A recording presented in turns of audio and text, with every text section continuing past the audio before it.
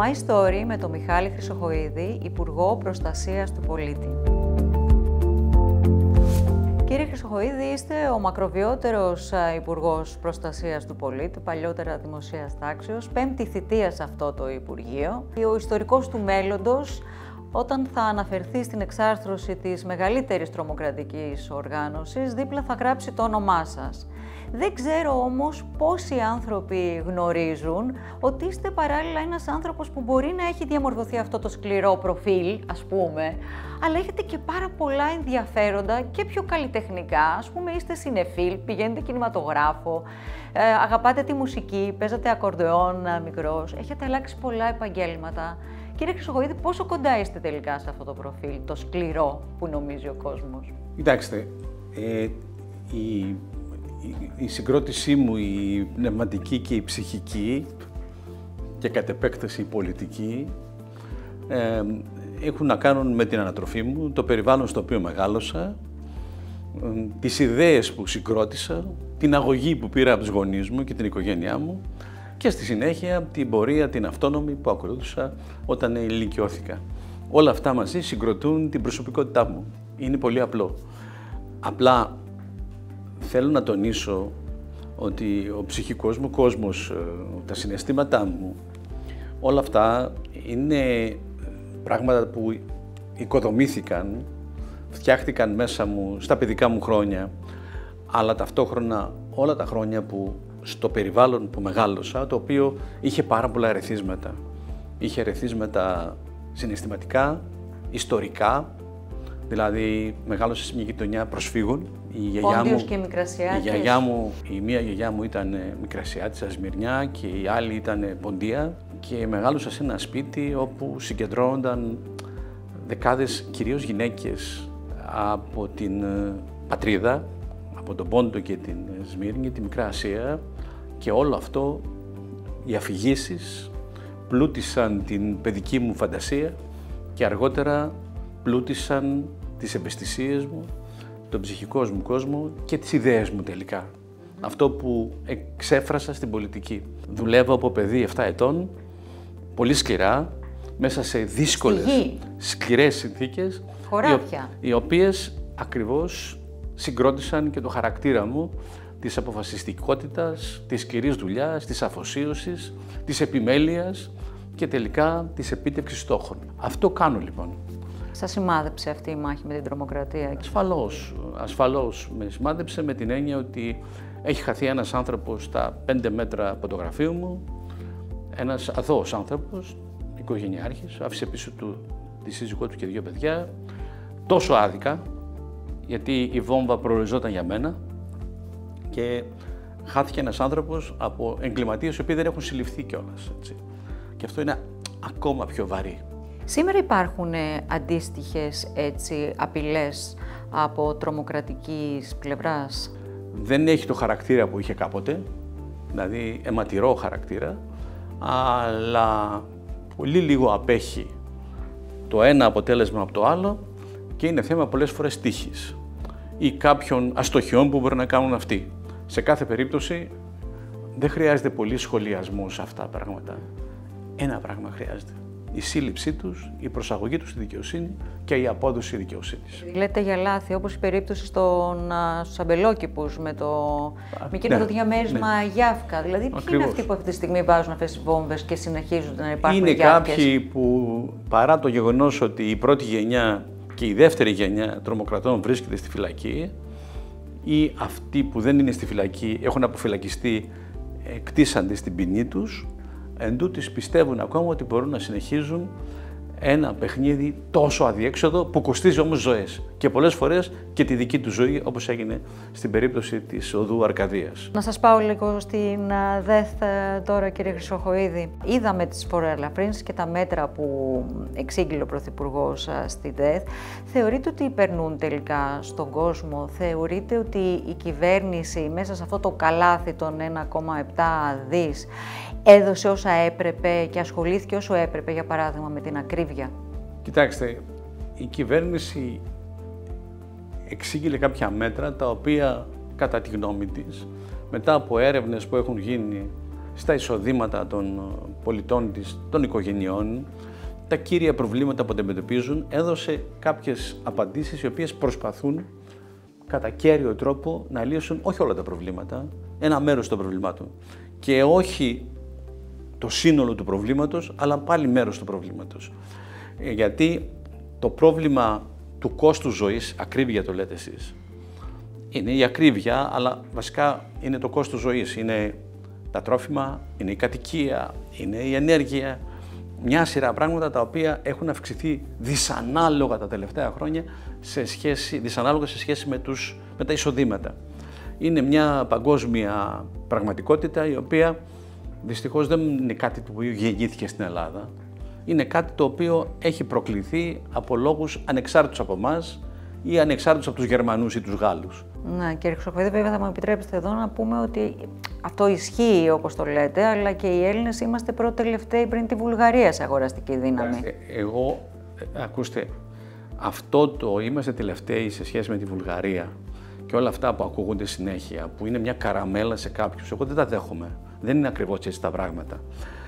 Υπάρχουν ένα σωρό δείκτες που μπορούν να αποδείξουν το αντίθετο, αλλά δεν είναι εκεί το πρόβλημα. Σημασία έχει ότι ένα μεγάλο μέρος των ανθρώπων, των οικογενειών, δυσκολεύεται, με δυσκολία τα βγάζει πέρα. Αυτή είναι η πραγματικότητα. Έχουμε ένα κόστος ζωής υψηλότερο, άρα χρειαζόμαστε εισοδήματα τα οποία θα είναι μεγαλύτερα και ενισχύσεις. Τα εισοδήματα λοιπόν επέλεξε η κυβέρνηση να τα ενισχύσει με διάφορους τρόπους. Ο πρώτος τρόπος είναι οι φοροελαφρύνσεις.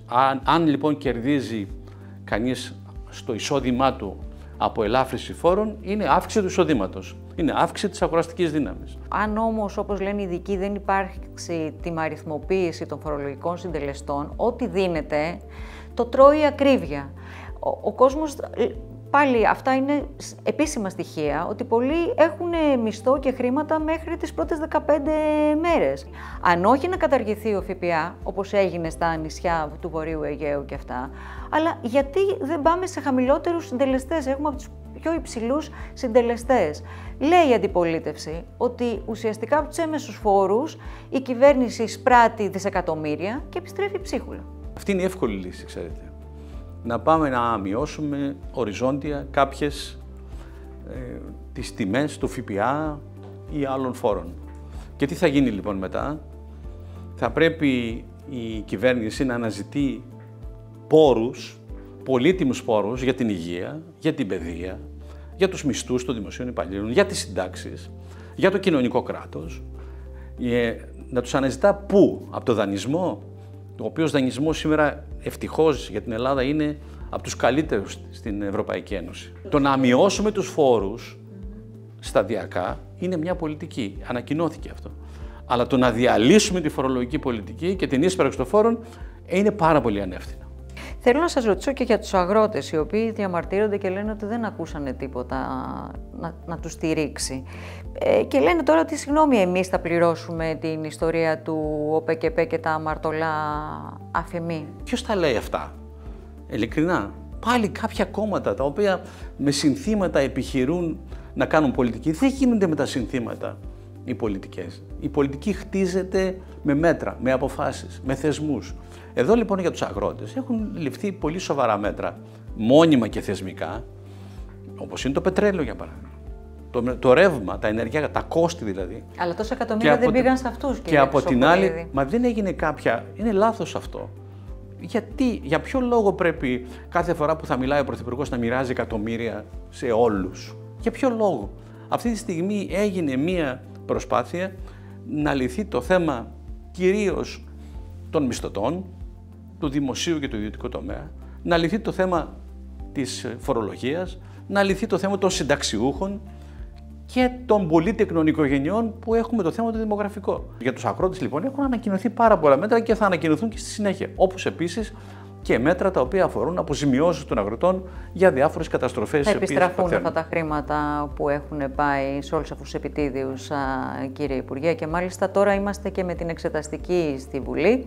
Η αντιπολίτευση έχει τις δικές της αντιρρήσεις, γιατί εξεταστική και όχι προανακριτική, και υπάρχει και μια αναμονή μιας νέας δικογραφίας που λέγεται ότι έρχεται και θα αναφέρονται άλλα ονόματα βουλευτών του κυβερνώντος κόμματος.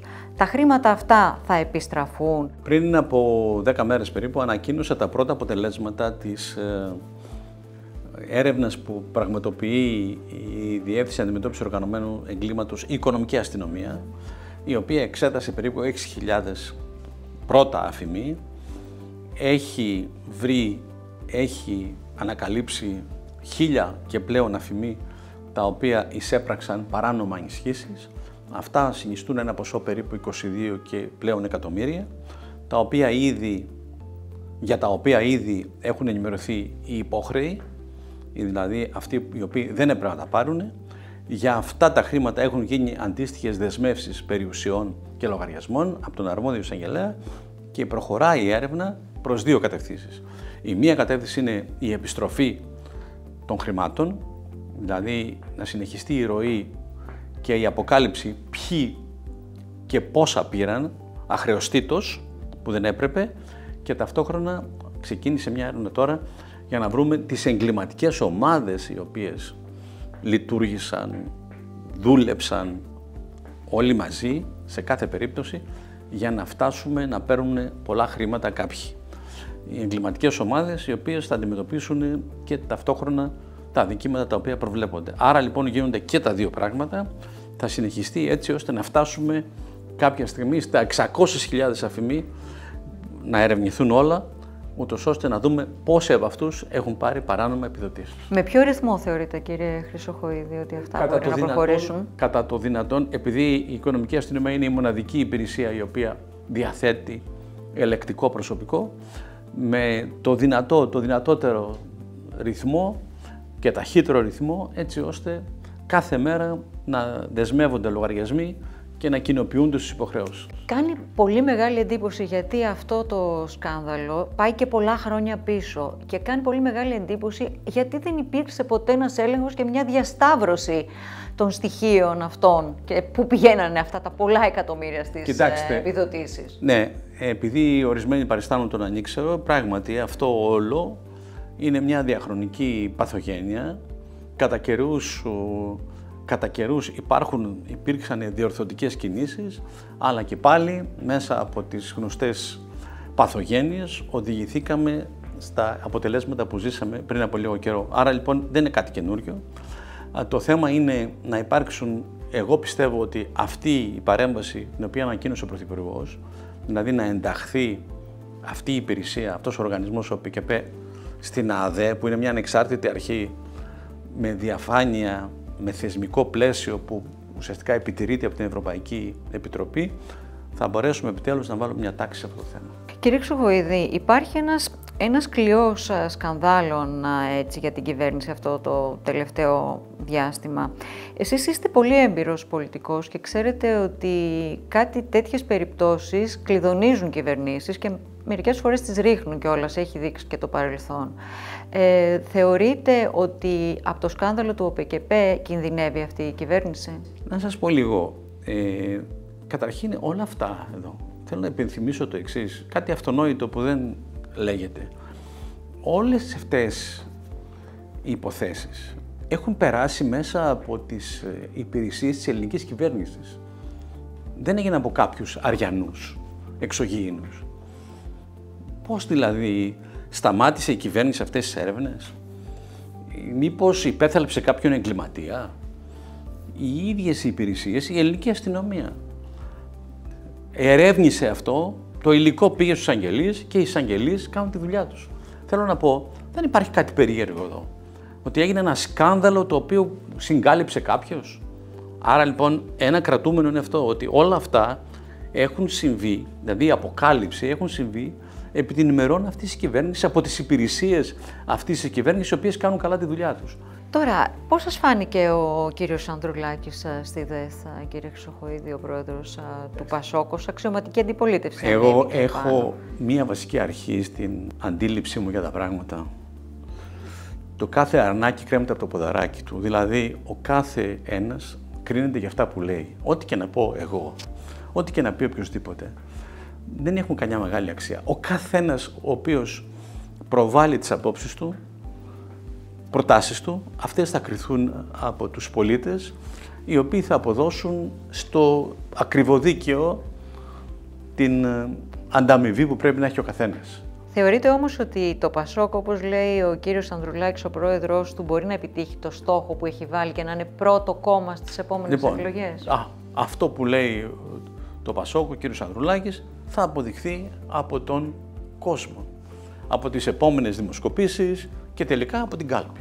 Αν είχε εκλεγεί άλλος πρόεδρος, η κυρία Διαμαντοπούλου, ο κύριος Γερουλάνος ή ο κύριος Δούκας, θεωρείτε ότι θα είχε περισσότερες πιθανότητες? Γιατί μερικές φορές ακούγεται και για τον κύριο Ανδρουλάκη ότι έχει πιάσει ταβάνι, ότι είναι τώρα δεύτερο κόμμα, αλλά είναι μεγάλη ψαλίδα. Ακούστε, δεν είναι δική μου δουλειά να υπησέρχομαι στα εσωτερικά του Πασόκ.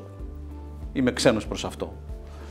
Δεν είναι δικιά μου. Είμαι απολύτως ξένος προς μια τέτοια διαδικασία.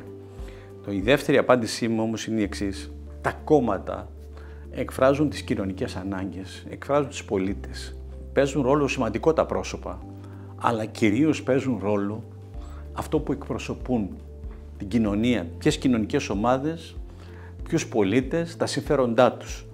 Τα κόμματα είναι εκφραστές συμφερόντων, με την καλή έννοια. Άρα λοιπόν και επίσης είναι εκφραστές στόχων και πόθων που έχουν οι πολίτες για τα γενικότερα ζητήματα. Συνεπώς, εκεί θα κριθεί το Πασόκ. Αυτή είναι η γνώμη μου. Και όχι μόνο το Πασόκ, όλοι. Σήμερα μάλιστα διάβασα ότι ο Ανδρέας Λοβέρδος, μαζί έχετε πολλά χρόνια κοινή διαδρομή στην πολιτική, νομίζω και από τα χρόνια της νομικής στην Θεσσαλονίκη, ενσωματώνετε στη Νέα Δημοκρατία με το κόμμα του Δημοκράτες. Εσείς εδώ και κάποια χρόνια και μάλιστα στις τελευταίες εκλογές εκλεγήκατε και πρώτος στην Δυτική Αθήνα, αν θυμάμαι σωστά, πρώτος βουλευτής, κύριε Χρυσοχοϊδή. Θεωρείτε ότι ο Κυριάκος Μητσοτάκης αυτή τη στιγμή είναι ο συνεχιστής του μεταρρυθμιστή Σιμίτη? Οι ιδεολογικές διαφορές που είχατε παλιά, που ήταν αυτό το δίπολο Νέα Δημοκρατία Πασόκ, δεν υπάρχουν πια? Κοιτάξτε,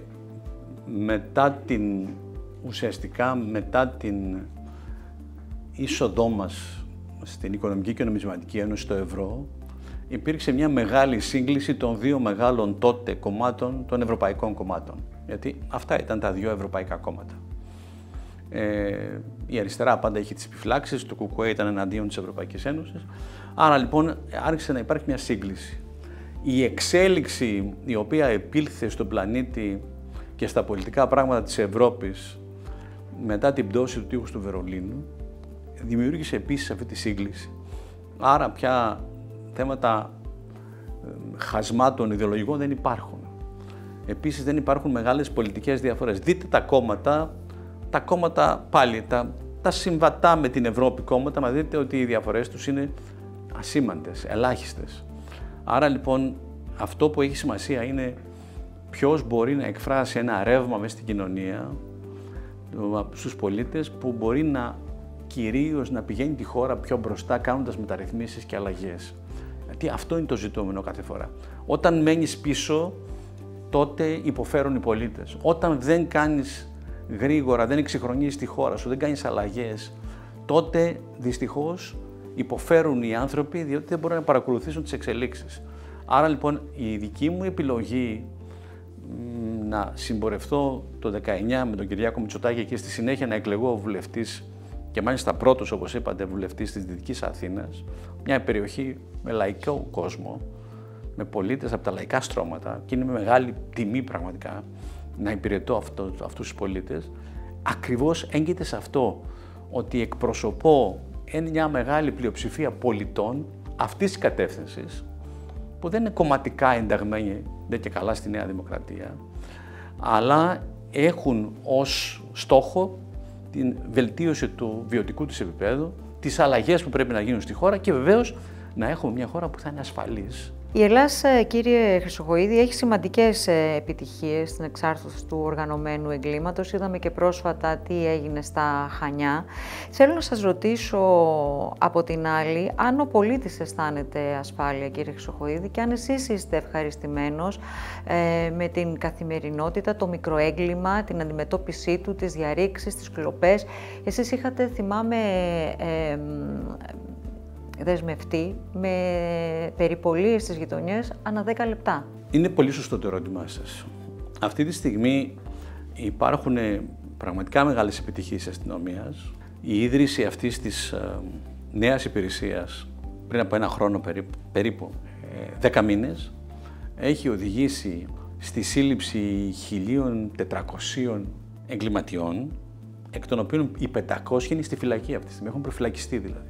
Πρωτοφανή μεγέθη για τα δεδομένα που αφορούν το οργανωμένο έγκλημα, επαναλαμβάνω, έτσι. Από την άλλη πλευρά, αυτό που ενδιαφέρει τους πολίτες είναι η γειτονιά τους, οι κλοπές, διαρρήξεις που συμβαίνουν σε κάθε περιοχή. Θέλω να σας πω ότι γίνεται μια πολύ μεγάλη προσπάθεια. Έχουμε βελτιώσει σημαντικά. Δεν εξαλείψαμε το έγκλημα ακόμα. Αλλά θέλω να σας πω ότι είναι ο στόχος μου αυτός. Εργαζόμαστε νυχθημερών να βελτιώσουμε κι άλλο. Ήδη υπάρχει σημαντικός βαθμός μείωσης της εγκληματικότητας, αυτής της εγκληματικότητας που ενοχλεί τους πολίτες. Έχουμε ένα μεγάλο πρόβλημα στην Αττική, βασικά εδώ είναι το πρόβλημα, που είναι η Δυτική Αττική, οι συνοικισμοί των ευάλωτων ομάδων των Ρωμά, εκ των οποίων κινείται ένα μεγάλο μέρος της εγκληματικότητας. Θα οδηγηθούν στη φυλακή όσοι πρέπει για να ησυχάσουν οι πολίτες και να ζούμε σε ένα καθεστώς κοινωνικής ειρήνης. Πάμε στο νέο κώδικα οδικής κυκλοφορίας, γιατί έχουμε την εφαρμογή του τις τελευταίες μέρες. Εσείς έχετε και την ευθύνη της τροχέας. Πόσες κάμερες θα μπουν, κύριε Χρυσοχοΐδη, και με αυτή τη λογική δηλαδή η κάμερα θα σε πιάνει και θα σου στέλνει το ραβασάκι στο σπίτι? Ναι, αλλά κοιτάξτε. Και εδώ πάλι νομίζω υπάρχει μια υπερβολή στη συζήτηση αυτή. Δεν μπορεί να υπάρχει κάποια κάμερα πίσω τον καθένα. Οι κάμερες που θα μπουν είναι περίπου 1.000 και θα μπουν στο λεκανοπέδιο της Αττικής, προκειμένου να καταγράφουν τις παραβάσεις τροχέας, αλλά και εγκλήματα, όπου μπορούν να συλλάβουν τέτοιες εικόνες ή τέτοια περιστατικά. Και θα βεβαίως μέσα από την ηλεκτρονική διακυβέρνηση πλέον να παραλαμβάνεται το πρόστιμο από τον υπόχρεο για να το πληρώνει. Αυτή είναι μια διάσταση. Η άλλη διάσταση είναι η εξής. Αυτή τη στιγμή η τροχέα έχει καταγάγει σημαντικά ρεκόρ στη βεβαίωση παραβάσεων. Πρωτοφανή, εγώ που τα παρακολουθώ, στο αλκοόλ, στα θέματα του κράνους, για τα δίκυκλα.